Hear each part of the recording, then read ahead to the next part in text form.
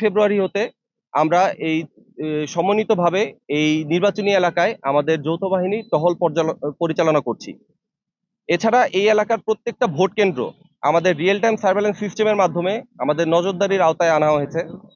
যে কোনো উদ্ভূত পরিস্থিতিতে খুলনা জেলার যে কোনো ভোট কেন্দ্রে আমরা খুব দ্রুত সময়ে রেসপন্স করার জন্য আমাদের সক্ষমতা রয়েছে।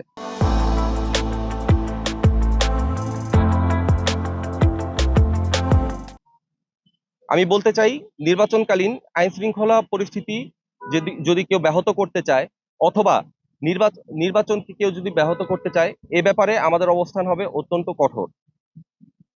আমি আশাবাদী আমরা একটি সুষ্ঠু নির্বাচন পরিবেশ আমরা উপহার দিতে পারবো এবং আমাদের উদ্দেশ্য একমাত্র নির্বাচন কমিশনকে সহায়তা প্রদান করা এবং নির্বাচনের দিন একটি নিরাপদ পরিবেশ নিশ্চিত করা।